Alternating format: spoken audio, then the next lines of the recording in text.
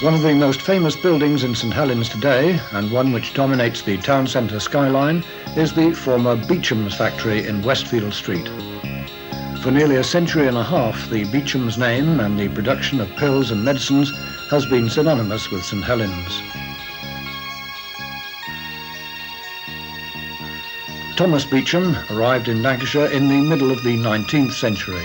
Although initially based in Wigan, he soon moved his family and his business to St Helens.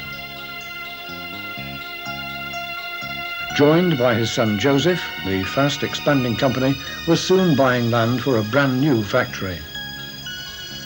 Before long, Beecham's pills were on sale in every druggist in the country, thanks to Joseph's skill in the new art of advertising.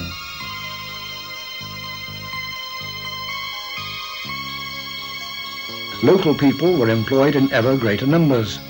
The company gained a reputation for treating its workers hard but fairly, with innovations such as free cocoa and tea helping to maintain company loyalty. Throughout the years, the business continued to grow, and a new factory was built on the Westfield Street site in the ornate and popular Queen Anne style. The building cost a staggering £30,000. With its 150-foot high clock tower, it was one of the first factories to be powered by the newfangled electricity.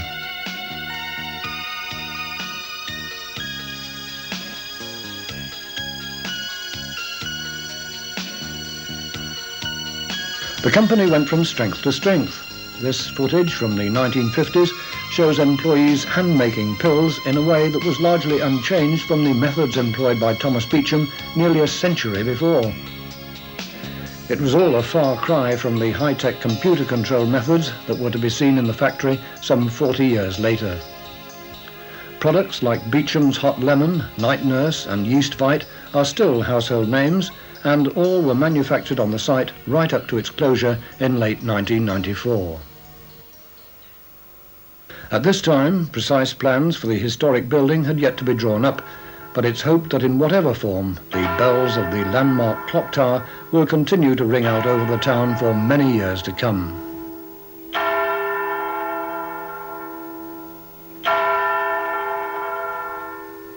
Beechams, once upon a time among St Helens' largest employers, will soon disappear from the town forever.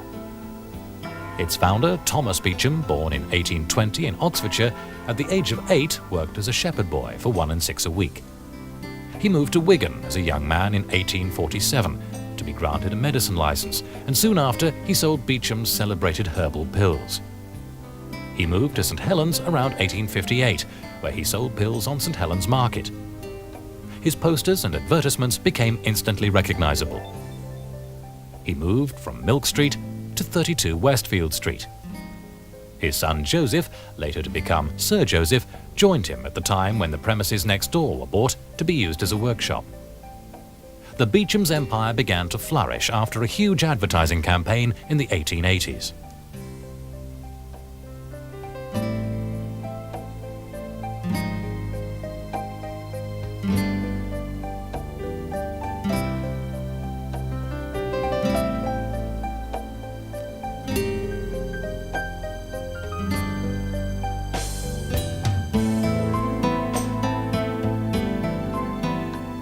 Pilkington workers marched on the town in a mass rally on February the 25th, 1994, joined by their neighbours at Beechams and many other supporters, as company restructuring continues in St Helens and across the whole country.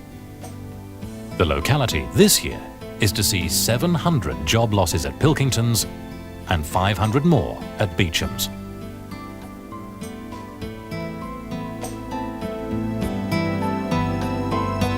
Three weeks later, on the 19th of March, a similar mass rally, spearheaded by Beecham's workers and families, is supported by Pilkington employees. People from all over parts of the town and from different industries join with them in the hope to secure jobs for themselves, their children and their grandchildren. The whole town is behind Beecham's and Pilkington's workers on the 25th of May 1994. Battle buses, which will carry hundreds of workers and supporters, wait in readiness to roll to London. The fleet of vehicles line almost the complete length of Birchley Street. Fury greeted the earlier jobs announcements in February '94 which came as another crashing blow to St Helens industry. Coupled with huge job cuts at glass giant Pilkington, almost 500 Beechams staff had to lose their jobs in the shake-up ordered by the company. Organised rallies from both firms marched through the town weeks earlier, holding demonstrations for the right to work. We find ourselves in a position where we're working for a multinational company, making £1.2 billion profit, and yet they're telling us that they're in a position where they can't invest in this town. Our aim is to try to get SmithKline Beechams to invest in the jobs in this town and keep the factory open here at St Helens. SmithKline Beecham is giving its workers the bitter pill, which will end the 150-year association with the town.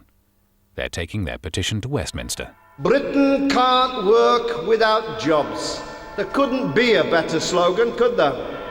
And when we look at the production at the SmithKline Beecham factory finally ground to a halt in December '94. The listed building is to be handed over to St Helens College.